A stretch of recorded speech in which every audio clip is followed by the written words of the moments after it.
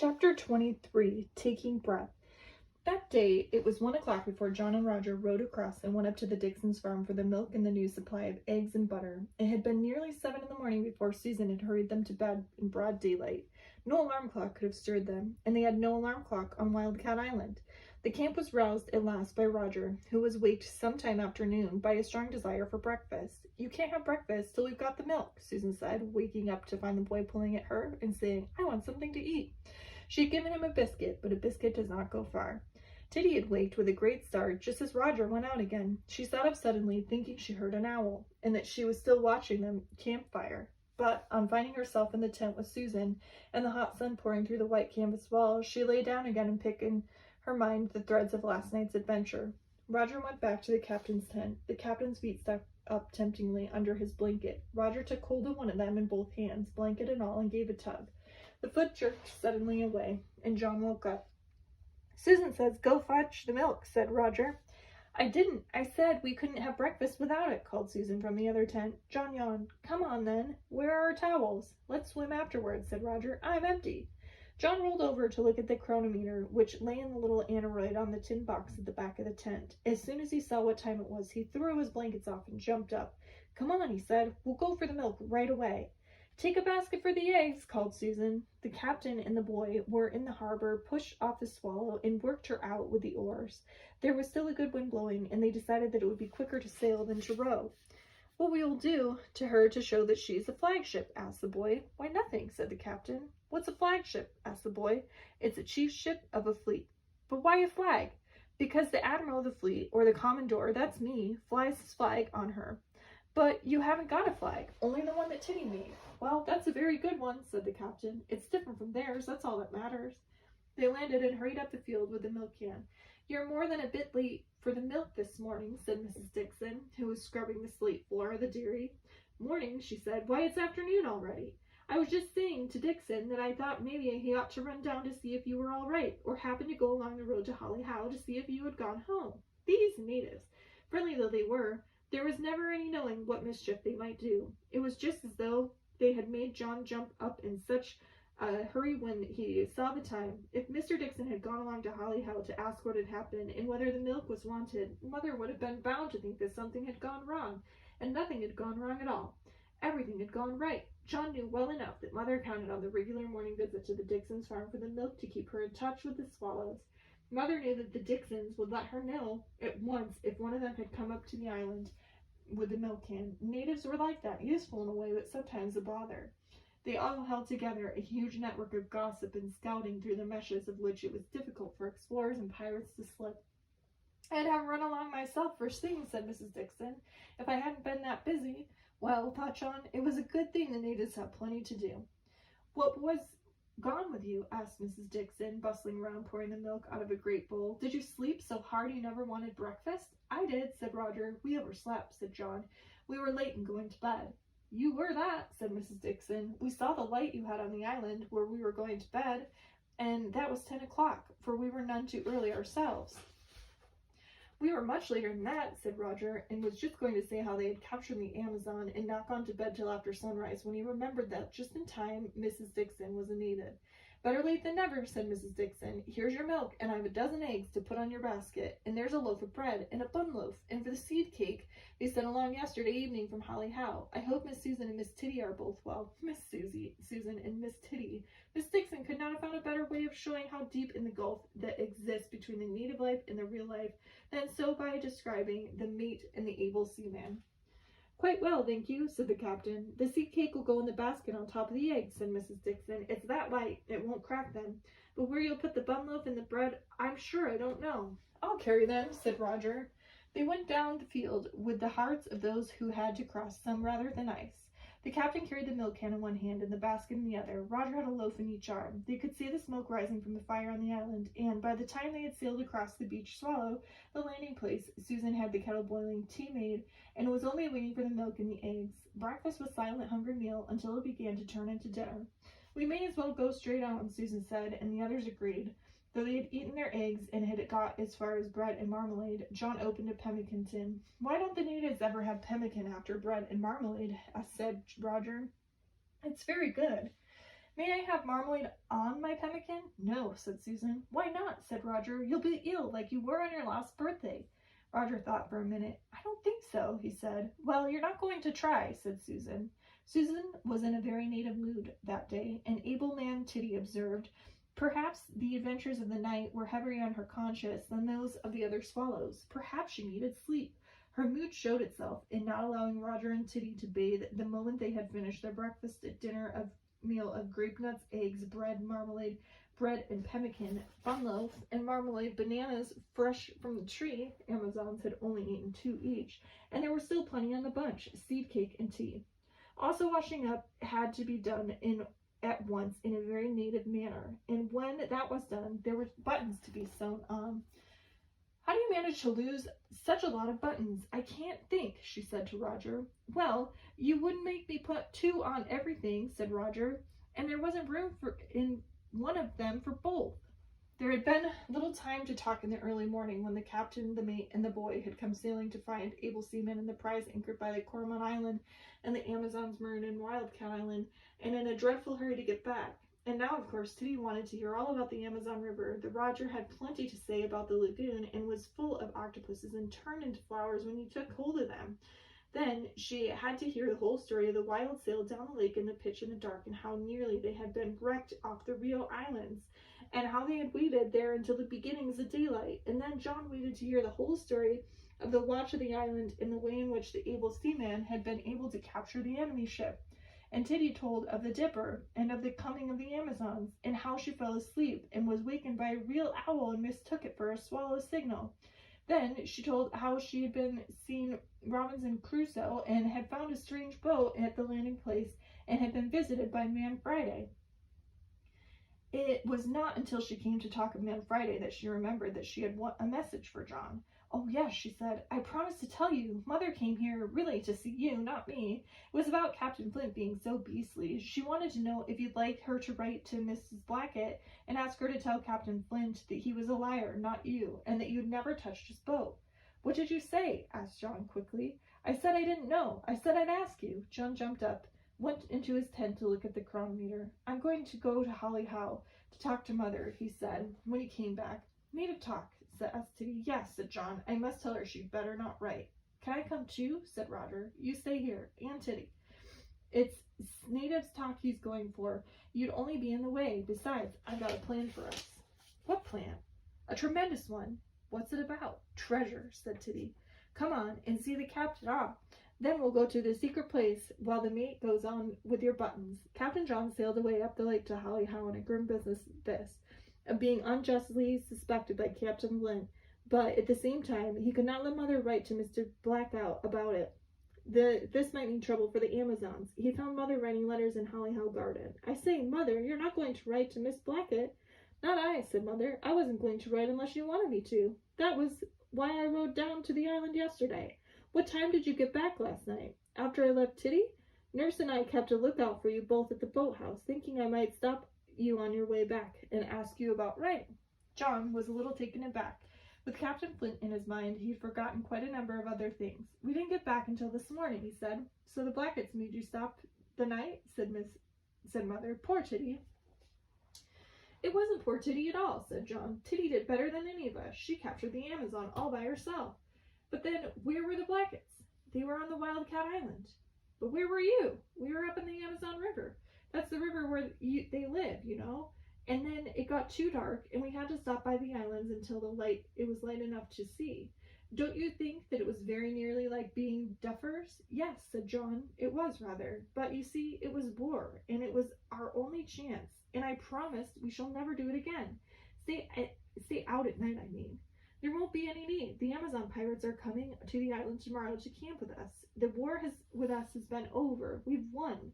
At least Titty won it, and Roger has 2 of everything on last night and slept in the Swallow, and nobody has caught a cold or anything. But I say, Mother, what? At this is a most deadly secret between you and me. I mean, you mustn't talk about it. Not to anybody. He had just remembered that the Amazons had escaped from their beds to make their night attack. "All right," said Mother. "Mrs. Blackett seemed to know pretty well what sort of young women hers were. I shan't tell her, but all the same I'm glad it's over.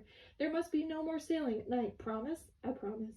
You know, you've only got about 3 days left, and we're going home at the end of the week. It would be a pity if 2 or 3 of you were to get drowned first." "Only 3 more days," said John. "The weather can't keep on like this much longer, and when it breaks, you'll have to come away from the island anyhow. A camp of drowned rats is no fun for anyone. I've tried it.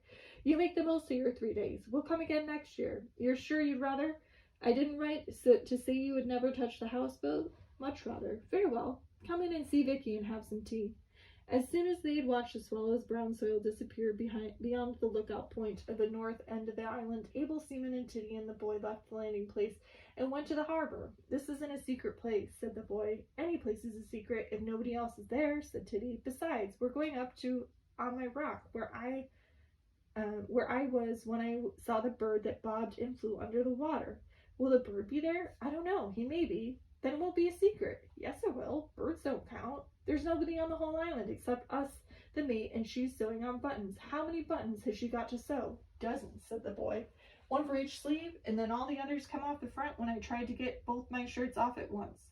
"That'll take her a long time," said the able seaman. "This place will be as secret as any place could possibly be. Come on, take her shoes and stockings off." They took off their shoes and stockings and left them by the beach. Then they paddled across the Swallow to the big rock at the side of the harbor, climbed up it, and settled themselves on top of it, dangling their legs in the sunlight and looking out over the rippled lake. "Anybody could see us here," said the boy. "Nobody could hear us," said the able seaman. "What is the plan?" said the boy. "Treasure," said the able seaman. "But I can tell you, unless you promise to come all by yourself with me." "Nobody else?" "Nobody else." "Not even Susan?" "Nobody. We'll go get the desert island. It's really a desert island, not this one, and there we'll dig for treasure, buried by pirates. For a long time we shan't find it. They never do, but then, at last, there will be a hollow sound under the pickaxes of thousands of gold pieces which will be rolling about in the sand." "But where is the island? You haven't said you'll come. Treasure seekers only tell each other. If I told you, you might go and let other pirate or somebody else know." "I wouldn't."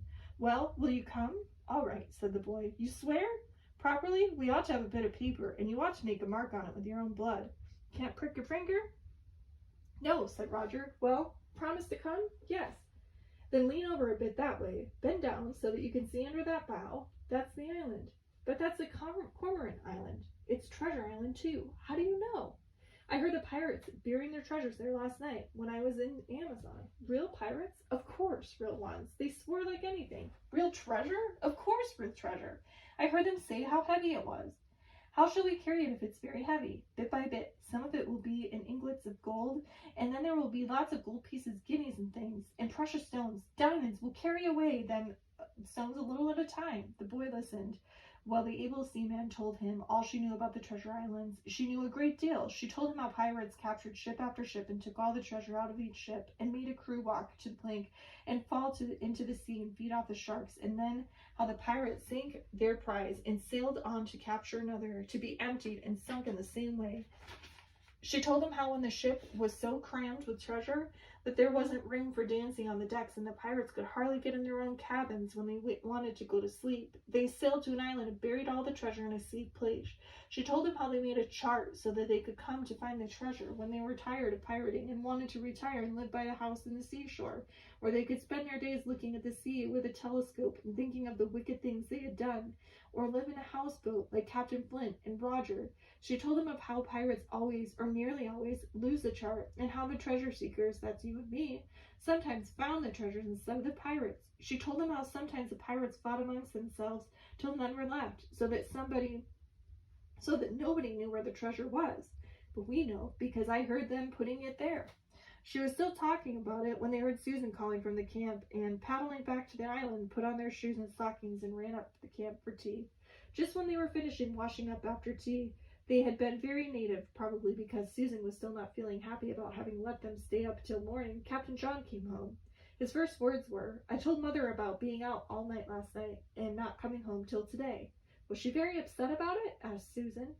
"I think she was rather inside, but she hid it, and it's all right now. Only I promised not to do it again." After that, Susan cheered up and became much less like a native and more like a mate. The worst of it is, said John, the mother says we've only got another 3 days, even if the weather does hold out.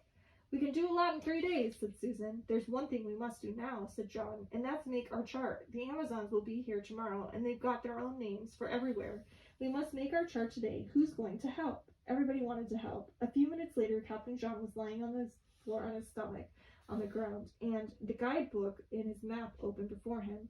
The others squatted around him, watching him copy the outline of the lake on 2 pages of the big exercise book that had been brought for a log. There isn't room to do it here really properly, he said, but this is a sketch of the chart, and we'll do a good one after we get home. A huge one, said Roger, like Daddy's chart in front of the China Seas. And we'll hang it on the schoolroom wall to show where we've been, said Susan. And plan more exploring, said Tibby. We'll have it in colors, said Roger. Colors for the lights. We'll put a blob of yellow for the lighthouse and 2 little blobs for leading lights. What color will the land be? They leave the land white on charts. It doesn't count, except when you see it from a ship. And even then, only bits of it count. They'd put it in Darien because it's a high point, but it wouldn't be to bother to mark Holly Howe. We will, won't we? We'll put it in as a native settlement. They do that sometimes. With a little picture? John drew a tiny house with trees and 3 little figures, 1/4 of an inch high, for the natives, Mother, Vicky, and Nurse. Then, in Houseboat Bay, he wrote the name and made a picture of the houseboat. And then again, there was the Dixon's farm, with a little figure and a cow to show the produce of the country. Put it in the savages, and their wigwam, and the snake, said Titty, and a snake 3-colored black mark for the hut, and a fire showed the county of the charcoal burners. Rio was marked with little houses and landing stages. The islands off Rio Bay were drawn in, but only one of them had a name. John wrote Landing Island below the one where the landing was forbidden and the Swallow had rested, swinging from the wooden pier in the darkness of the night. You ought to put in my island, said Titty. Which island? Where I watched for the Amazons the first day we saw them. It went in and was marked Titty's Island. Wildcat Island was marked and with its lighthouse and its tree and its landing piece, its harbor and camp. Then a fish was drawn in Shark Bay where they went perch fishing. Then the captain began putting in a dotted line to show the track of the Swallow from Wildcat Island to Amazon River and back again. How far up the river did you go? Asked Titty. As far as the lagoon, said John. I've marked that. Put in the octopuses, said Roger. I'm no good at drawing octopuses, said John. When he had done his best, the chart began really to look like a chart. North and south of part of the lake were what they knew as dotted lines in the words uncharted waters or unexplored. It's no good putting in what we don't know, said John, but of course we must put in mountains where you can see them for the parts we have explored. John began drawing little anchors at the ports where the Swallow had called. There were one by the island off Rio, and one on Rio itself, and one in Holly Howe Bay, and one in Shark Bay, where Roger had hooked and lost his big fish, and one at the point where they had landed to visit the charcoal burners, and one at the landing for the Dixon's farm. What about the place where I anchored in Amazon, said Titty. Yes, that ought to go in, said John, where the little anchor was drawn close to the north end of the Cormorant Island. There ought to be a treasure island, said Titty, but that's the one that's got the treasure on it and has got a name already. Which? Said John. Cormorant Island. But there's nothing there but cormorants. It's a secret, said Titty. But there is a treasure there. Roger and I are going to discover it. The pirates put it there last night while I was anchored in Amazon. What pirates? They came in the dark, rowing. I heard them. Fishermen, probably, said John. No, they weren't, said Titty. I nearly smashed their boat, and they swore. How do you romance, said Susan.